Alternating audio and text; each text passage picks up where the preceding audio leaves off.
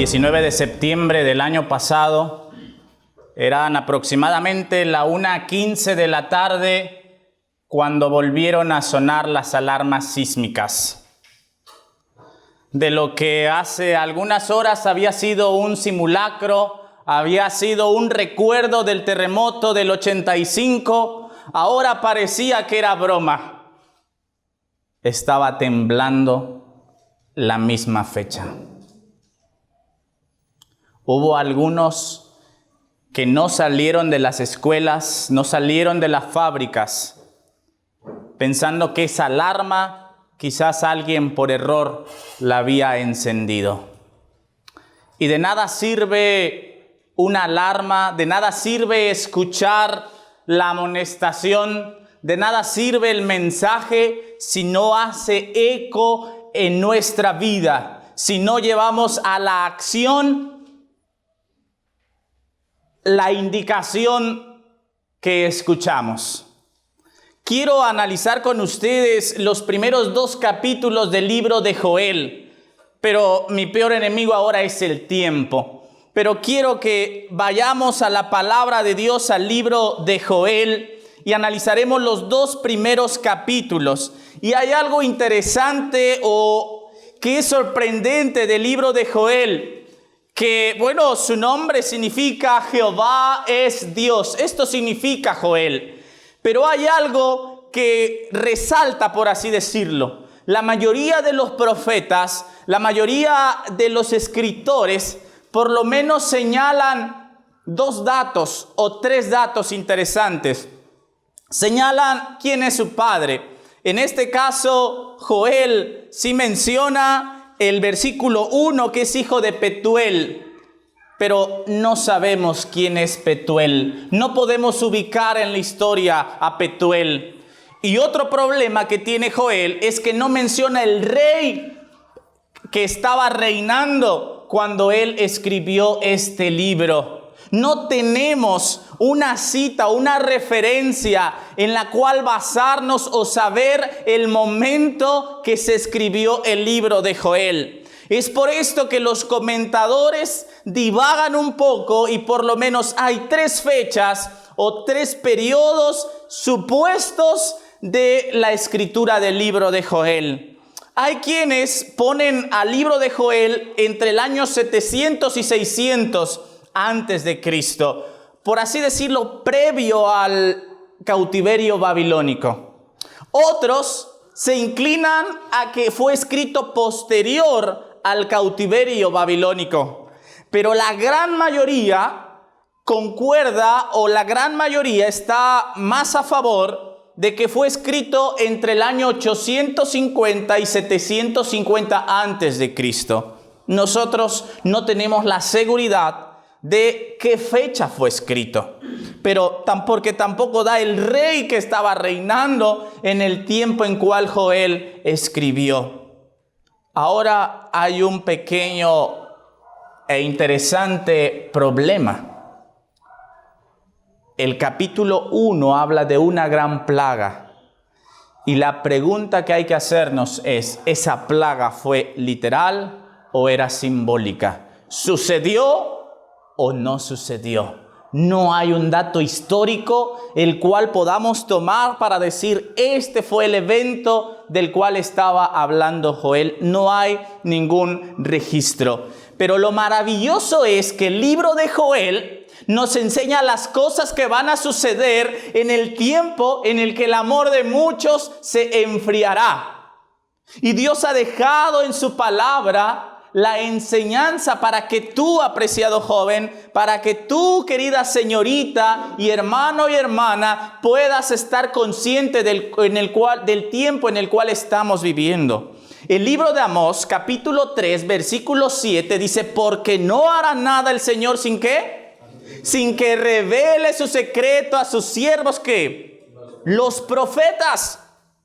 No pasa nada sin que Dios revele su secreto. Y por eso 2 de Pedro 1:19 dice: tenemos también la palabra profética más segura. Pero de nada sirve esa alarma profética. De nada sirve la palabra profética si no estamos atentos a esa palabra profética. Y eso lo dice, la cual hacéis bien estar atentos.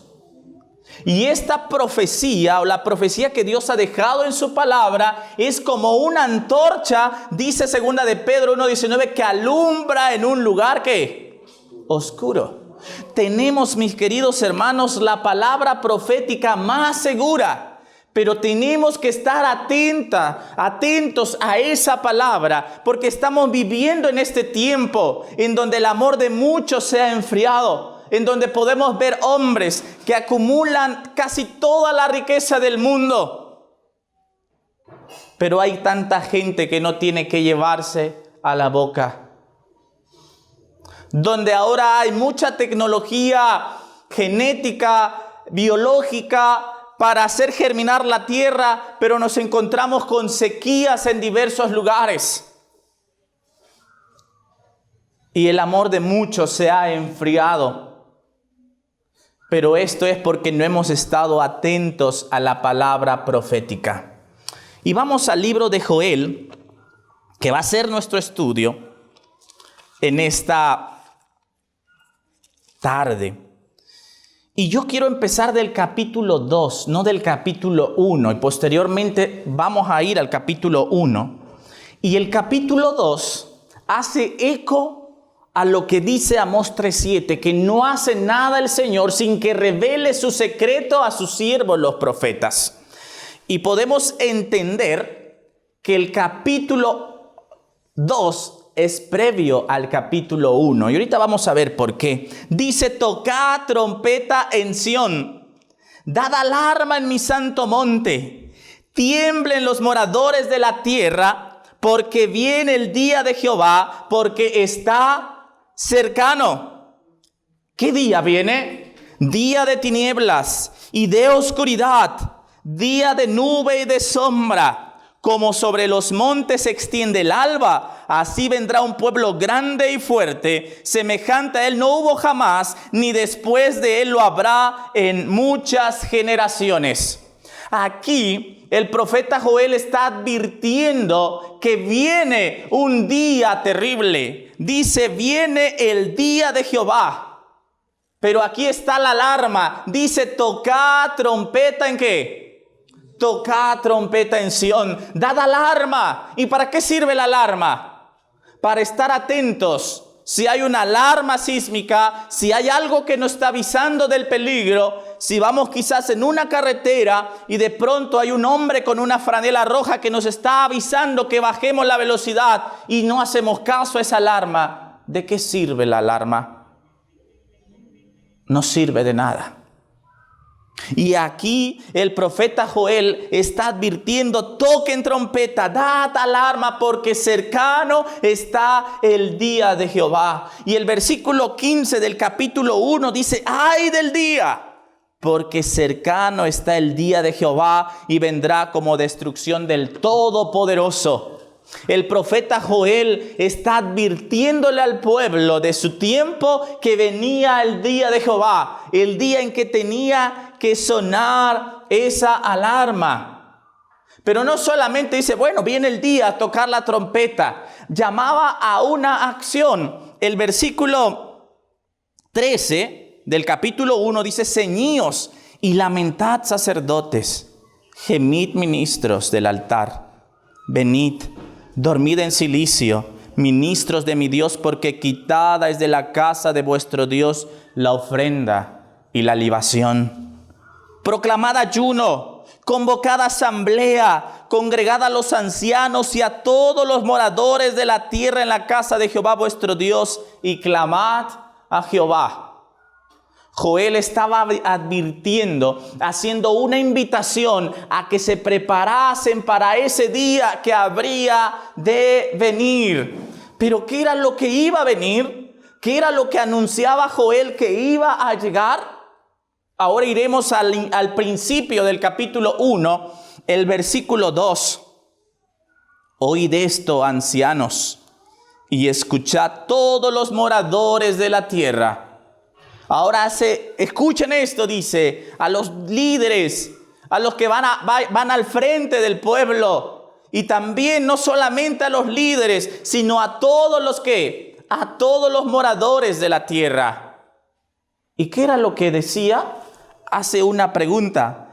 ¿Ha acontecido esto en vuestros días o en los días de vuestros padres? Otra versión dice, ¿sucedió algo así en los días de ustedes o en los días de sus padres?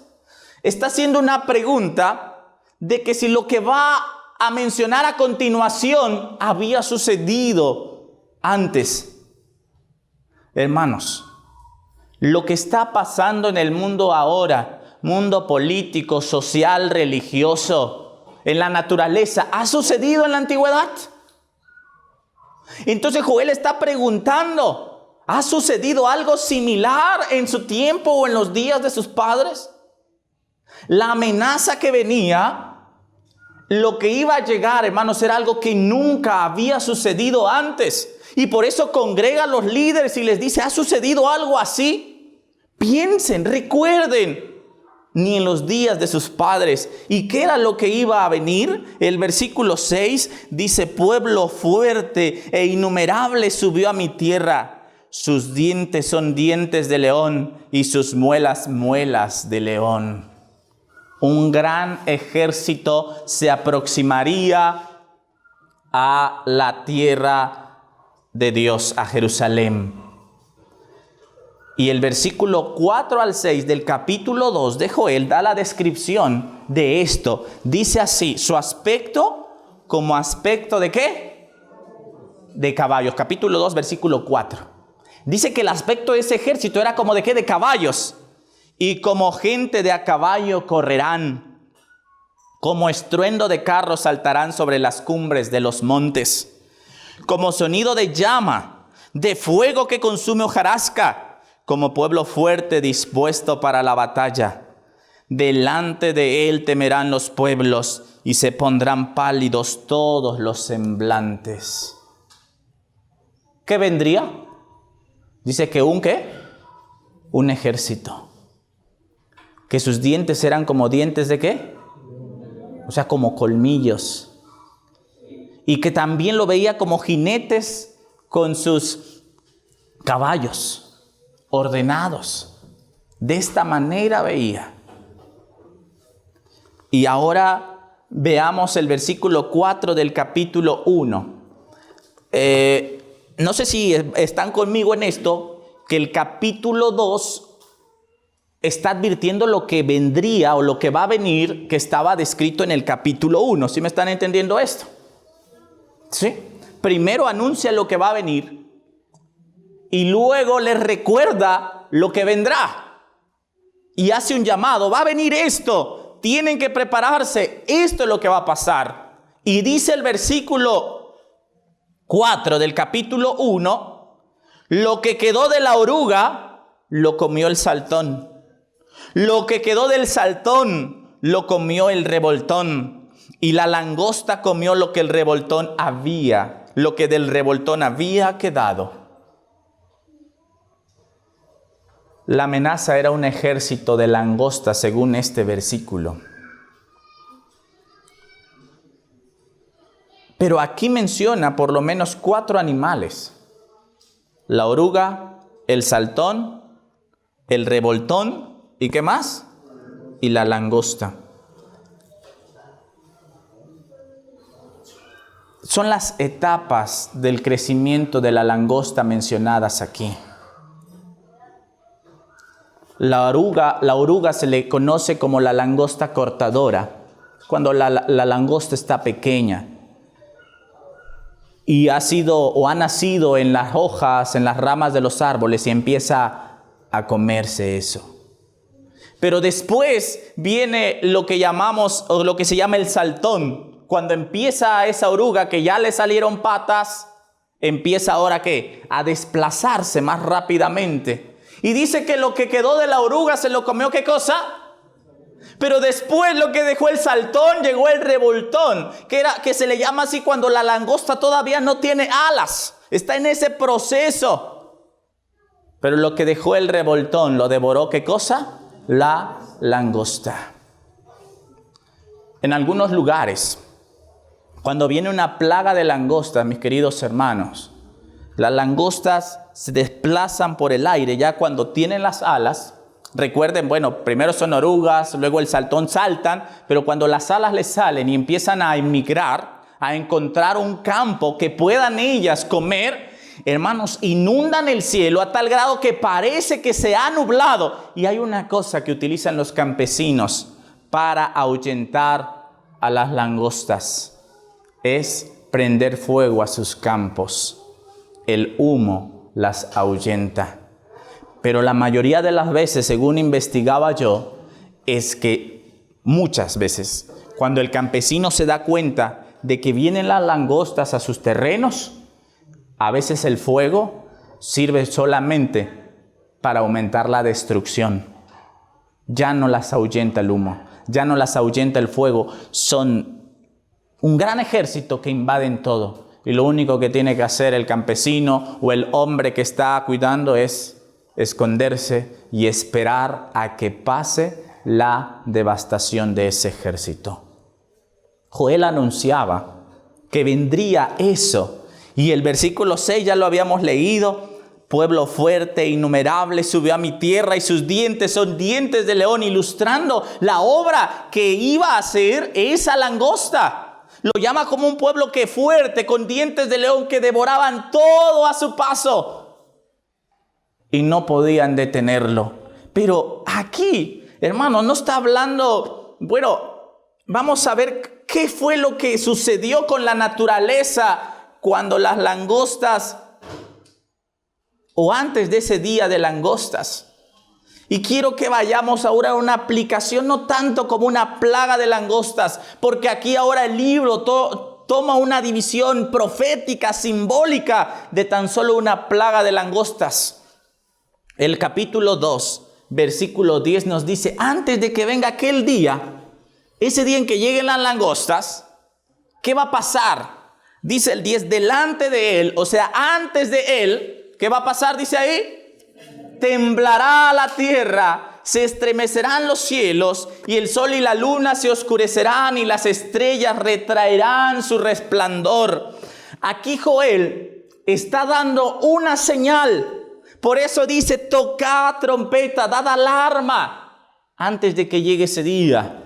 Pero iba a haber una señal. Antes de que llegase esa plaga, iba a haber una señal. O no una, varias señales. ¿Y qué dice ahí? Delante de él. ¿Qué va a pasar con la tierra? ¿Va a qué? Antes de que llegara ese día, ¿iba a qué? ¿Y qué más? Dice que los cielos iban a ser ¿qué? Estremecidos. Por eso está la palabra profética más segura, a la cual hacemos bien estar atentos. De nada serviría la indicación del profeta si el pueblo solamente la leía y se sentaba y se dormía en sus laureles diciendo: pues nunca ha pasado nada de eso. Pero iba a haber una señal, que la tierra iba a temblar, que el sol y la luna se oscurecerían y las estrellas, hermanos, no darían su resplandor. Pero no solamente hablaba de señales en el mundo físico, también iba a haber señales en otra cosa. El capítulo 1, ahora el versículo 10, dice así: el campo está asolado. ¿Cómo iba a quedar con la plaga? Solo, abandonado. Se enlutó la tierra, porque el trigo fue destruido, se secó el mosto, se perdió el aceite. ¿Qué iba a pasar también? Aquí menciona 3 cosas importantes en la alimentación del pueblo de Israel. Dice que ¿qué? El trigo, ¿qué pasó con él? Fue ¿qué? Destruido. El mosto o el vino nuevo, el jugo de uva, ¿qué pasó? Se secó. Pero aparte dice que se perdió, ¿qué cosa? El aceite. Los elementos básicos de la alimentación se perdían. Y más adelante dice el versículo 12, la vid está seca. Ya no hay uvas. Pereció la higuera. El granado también. La palmera y el manzano. Todos los árboles del campo se secaron, por lo cual se extinguió el gozo de los hijos de los hombres. No solamente iba a haber señales en la naturaleza, fenómenos físicos, sino también la plaga abarcaría a tal grado que menciona que el vino, que el trigo, que el aceite y que los árboles iban a ser destruidos durante esa plaga o por esa plaga, hermanos.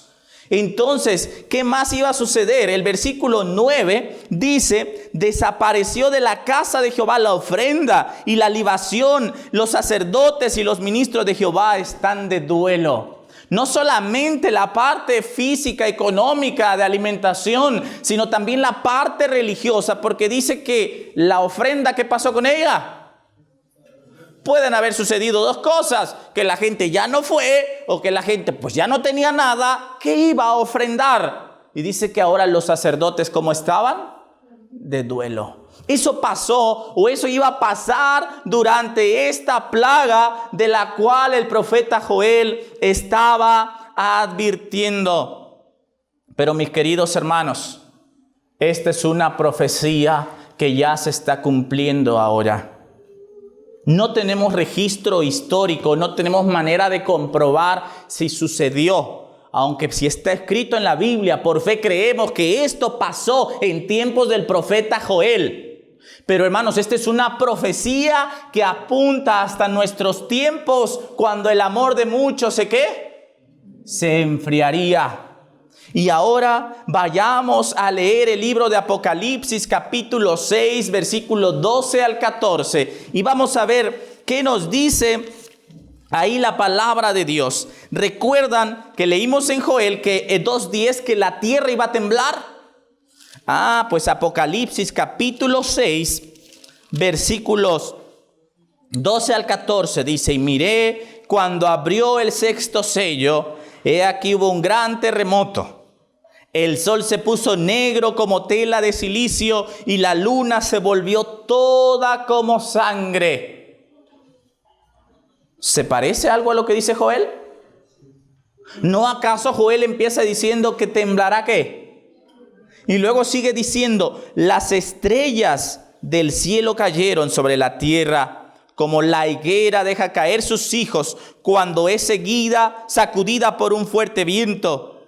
Y recuerdan que dice que las estrellas retraerían su resplandor, dice Joel. ¿Notan cómo es que ahí está el cumplimiento de esa profecía de Joel? Y dice Joel 2:10 que los cielos se iban a ¿qué? A estremecer. Y dice el versículo 14, y el cielo se desvaneció como un pergamino que se enrolla, y todo monte y toda isla se removió de su lugar. Conflicto de los siglos. Página 381 dice, estas señales se vieron antes de principios del siglo XIX. Y Jesús, cuando dijo esto, que el amor de muchos se iba a enfriar, Mateo 24:29 dice, e inmediatamente después de la tribulación de aquellos días, el sol se oscurecerá y la luna no dará su resplandor y las estrellas del cielo caerían. Dice, y las potencias de los cielos serán conmovidas. Hermanos, Cristo también recalca la profecía del profeta Joel, de ese profeta que no sabemos cuándo vivió. Pero Apocalipsis nos recuerda esto. Y el 1 de noviembre de 1755 hubo un gran terremoto cuyo epicentro fue ¿en dónde? En Lisboa, Portugal.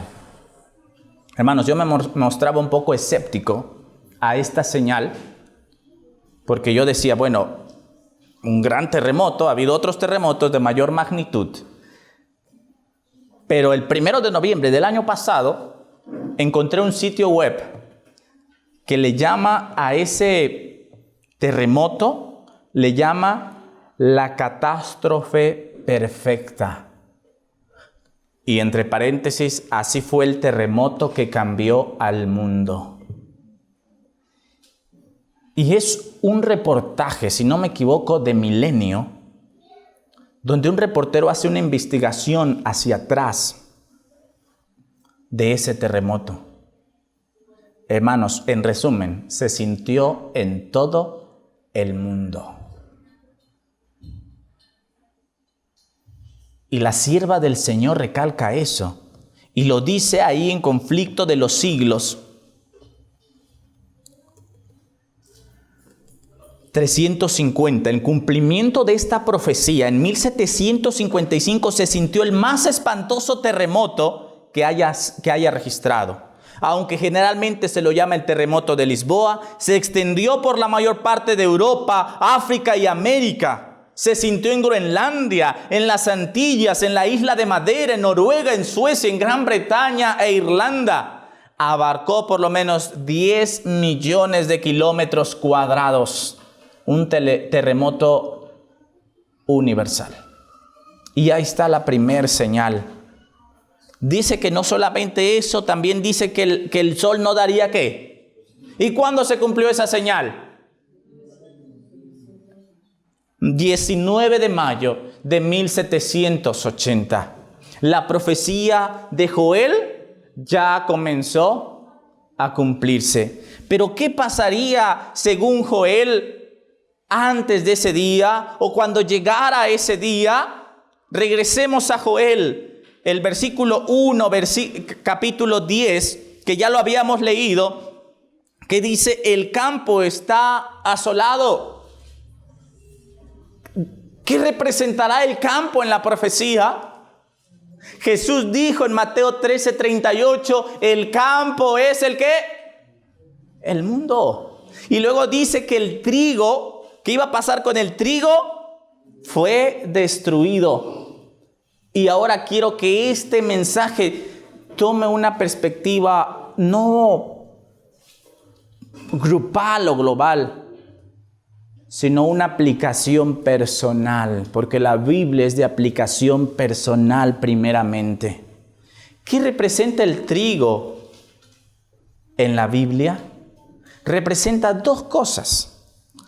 Jeremías capítulo 23, 28 dice: el profeta que tuviera un sueño, cuente el sueño. Y aquel quien fuere mi palabra, cuente mi palabra verdadera. Y Jeremías está hablando del contexto de los profetas falsos y verdaderos. Y dice: ¿qué tiene que ver la paja con el trigo? Dice Jehová. ¿A qué compara esto? La palabra de los profetas falsos como paja y la palabra de Dios por medio de sus profetas como ¿qué? Como trigo. El trigo representa la palabra de Dios, el mensaje de Dios. Jesús en Mateo capítulo 4 dice: no solo de pan vivirá el hombre. ¿Y de qué hacen el pan? Lo hacen de trigo. Pero el trigo también representa otra cosa. Mateo capítulo 3 versículo 12: su aventador está en su mano y limpiará su era y recogerá su trigo en el granero. ¿Quién es el trigo? Nosotros somos ese trigo. Apocalipsis 14, la última parte, habla de la cosecha de las uvas y la cosecha del trigo. Y dice que el trigo va a ser echado al granero, ¿qué? Así que, hermanos, dice ahí el profeta Joel que en tiempos antes de que venga el grande día y terrible, ¿qué iba a pasar con el trigo? Dice ahí: el trigo fue ¿qué? Destruido. Y Satanás está haciendo todo su esfuerzo por destruirte a ti. Por destruir el evangelio. Por destruir la palabra de Dios. Y no solamente, dice que también que el mosto se secó. ¿Qué representa el vino en la Biblia? A la gran ramera la presenta como que embriagada ¿de qué? Con vino. ¿Y qué es ese vino con que se embriaga la ramera? Son las doctrinas falsas. El vino fermentado es la falsa doctrina, y el vino dulce, el vino fresco es la doctrina verdadera. Pero dice ahí que antes de que llegue el día grande y terrible, ¿qué iba a pasar con el evangelio, con la doctrina? Hermanos, el mundo la iba a rechazar. Y eso es lo que está pasando. Y a veces nosotros personalmente también rechazamos el evangelio. El joven a veces no quiere nada con Dios. Yo cuando tenía 17, 18 años, hermanos, yo no quería nada con Dios. Yo iba a la iglesia solo por no manchar el honor de mi papá. Solo por eso iba a la iglesia. Yo no quería, hermanos.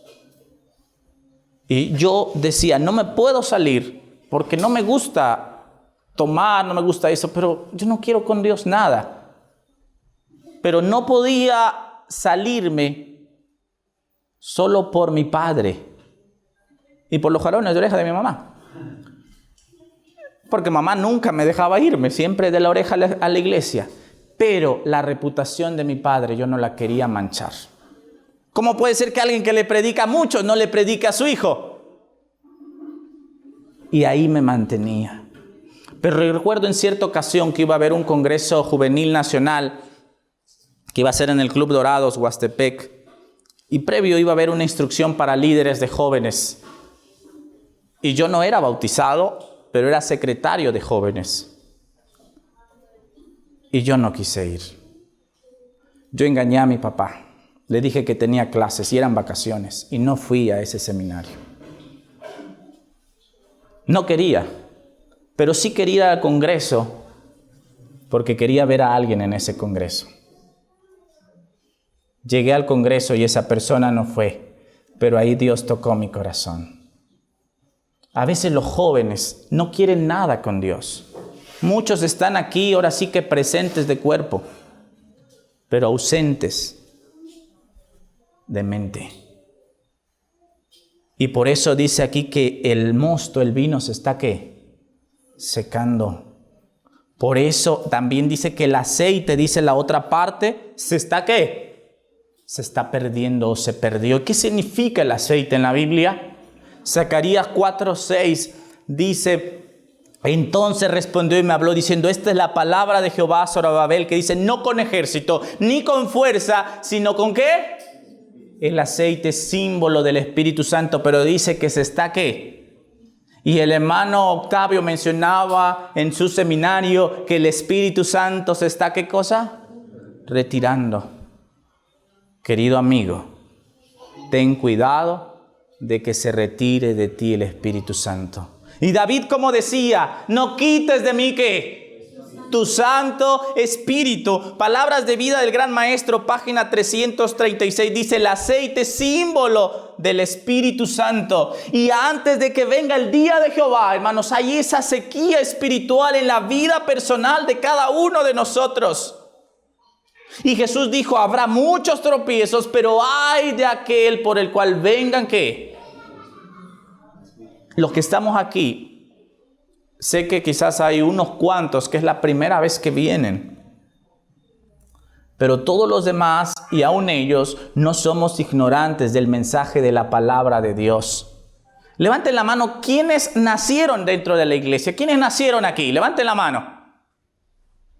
Por lo menos calculo que el 80% nacieron aquí o quizás más. No somos ignorantes del mensaje. Pero ¿qué está haciendo Satanás con nuestro mensaje? Y el versículo 12 dice, la vid está seca.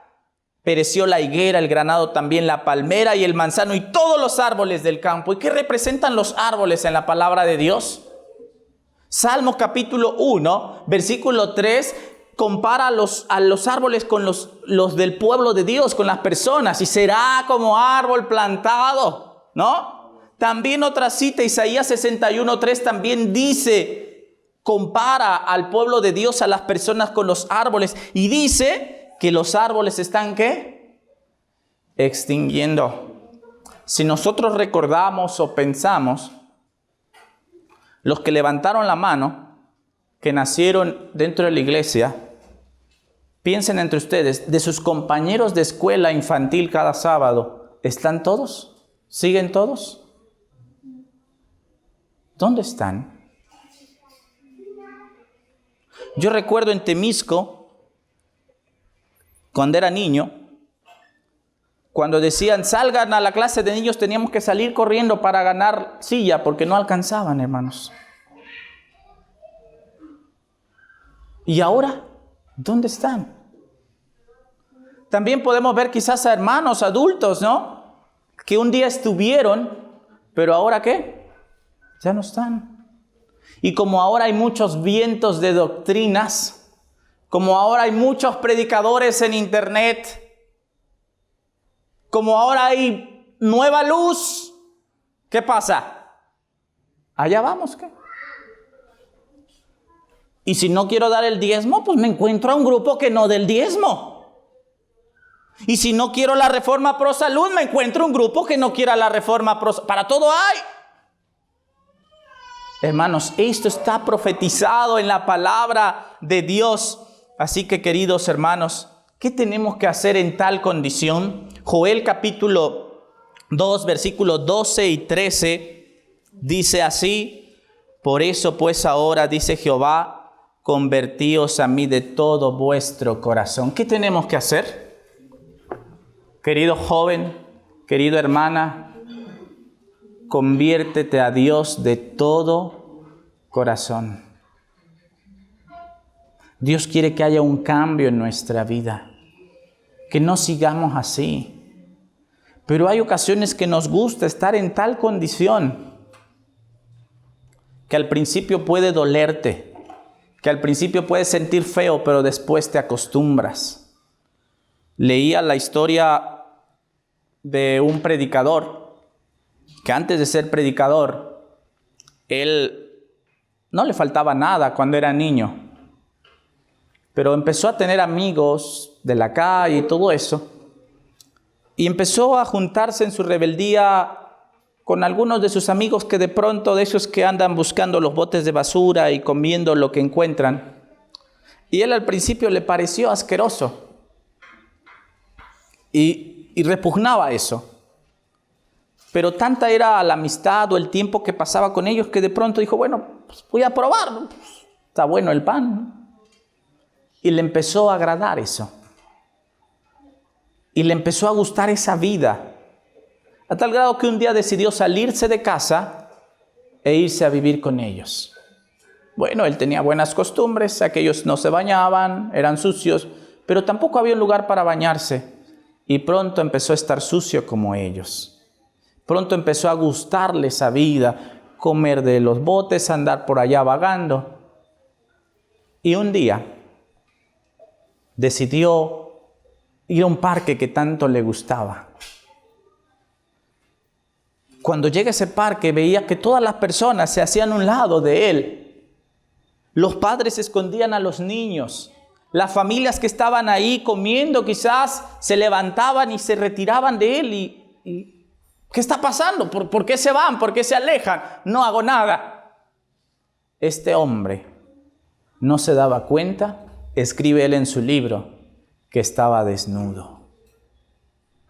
Se había acostumbrado tanto a esa vida, se había acostumbrado tanto a esa situación, que ya su mente no discernía lo mal que estaba. Y también a veces nosotros, hermanos, estamos dentro de la iglesia, pero nos hemos acostumbrado a los males que nos aquejan, nos hemos acostumbrado a esas desviaciones que solo tú sabes, que solo tú y Dios saben. Nos hemos acostumbrado, el joven se ha acostumbrado a ese vicio secreto, a ver eso, a visitar a tal persona, a practicar cualquier cosa que dice, yo estoy bien, no me pasa nada. Y el joven de pronto, a escondidas, sin que su padre lo vea, puede estar ahí jugando con la serpiente y decir, no pasa nada. No se da cuenta el hermano, no se dan cuenta mis padres. Y no nos damos cuenta que se está secando el deseo de seguir a Jesús. Y venimos cada sábado, participamos quizás, e inclusive como miembros de iglesia tenemos cargos posiblemente y no pasa nada. Como aquel hombre que se acostumbró a vivir entre la basura. Pero Joel dice, por eso pues ahora, dice Jehová, convertíos a mí de todo vuestro corazón. Con ayuno, con lloro y lamento, rasgad vuestro corazón y no vuestros vestidos. Convertíos a Jehová vuestro Dios, porque misericordioso es y clemente y tardo para la ira y grande en ¿qué? ¿Qué tenemos que hacer? Solo pide algo. ¿Qué dice? Convertíos. No pide otra cosa. Y lo veíamos en la semana con el hermano Manolo. No pide otra cosa. Venid a mí. Eso es lo que pide. Conflicto de los siglos, página 536, dice, ante la perspectiva de aquel gran día, la palabra de Dios exhorta a su pueblo del modo más solemne y expresivo a que despierte de su letargo espiritual y a que busque su faz con arrepentimiento y humillación. Dice, tocad trompeta en Sión y sonad alarma. Hermanos, tenemos que despertar. Los jóvenes tienen que despertar y dar esa alarma, porque cercano está el día de Jehová. Y sigue diciendo la 357 de Conflicto de los Siglos, una gran obra de reforma debía realizarse para preparar un pueblo que pudiese subsistir en el día de Dios. Por eso Joel es una profecía que explica lo que pasaría y explica lo que tienes que hacer para que no estés en ese día, para que puedas permanecer de pie. Pero tenemos que hacer una reforma ¿qué? En nuestra ¿qué? En nuestra vida. Una reforma en nuestros pensamientos, en nuestras acciones, en nuestras emociones. Tenemos que hacer una reforma. Un hombre leía apenas en un libro que esperaba todas las noches que su esposa se durmiera para dirigirse a la computadora. Cuando sospechaba que su esposa ya se había dormido, iba a la computadora y tecleaba un sitio web pornográfico. Y decía, yo tengo el control. Y cada noche iba hacia allá. Y un día llega y se sienta ahí frente a esa computadora y empieza a visitar ese sitio web. Y de pronto alguien le toca su hombro. Casi se muere del infarto, pero era su esposa que lo estaba vigilando. Quizás tus padres no te ven. Quizás mamá no se da cuenta. Quizás la esposa no lo nota. Quizás el esposo no lo nota. Pero Dios sí se da cuenta de qué lugares secretos visitas cuando nadie te ve. Estamos jugando con el enemigo. Y a menos que haya una reforma, a menos que te conviertas, a menos que vengas a los pies de Jesús, no tienes el control. No tienes el control. Joyas de los Testimonios, tomo 3, página 312, dice, hermanos míos, sean vuestras almas realmente convertidas. Si hubo alguna vez un tiempo en que fue necesario comprender nuestra responsabilidad, es ahora, cuando la verdad está caída en la calle. ¿Qué pasó con el trigo? ¿Qué dice que el trigo qué? Se secó. Hermanos, la verdad dice que tropezó en la plaza, dice Apocalipsis 11. Perdón, dice Proverbios. Y Apocalipsis 11 habla de los 2 testigos que fueron muertos en la plaza. La verdad, hermanos, está siendo pisoteada. Vivimos en un mundo donde ahora, por ahí le decía en cierta ocasión a alguien, hace años la homosexualidad era pecado. Ahora la homosexualidad es permitida. Ojalá muramos antes de que la homosexualidad sea obligatoria, decía alguien por ahí. Ojalá Cristo venga antes de que la homosexualidad sea obligatoria. Ya está permitido. Y dice ahí, si hubo alguna vez un tiempo en que fuese necesario comprender nuestra responsabilidad, es ahora, cuando la verdad está caída en la calle y la rectitud no puede entrar. Y veía, hermanos, una marcha donde unos hombres defendían un derecho. Y decía en un cartel, la pedofilia también es una forma de amar. Queremos libertad. Hermanos, estamos en un tiempo, hermanos, terrible. Hermanos, el evangelio está por las calles. Satanás ha bajado teniendo gran poder para obrar con todas las seducciones de injusticia en aquellos que perecen. Y todo lo que es susceptible de ser removido, lo será. Solamente subsistirán aquellas cosas que no pueden serlo. Hermanos, a ver, muchas cosas en tu vida que tendrán que ser, ¿qué? Removidas.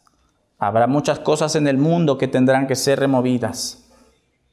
Querido joven, piensa, ¿qué cosa tienes que sacar? ¿Qué cosa tienes que quitar? ¿Qué cosa tienes que eliminar?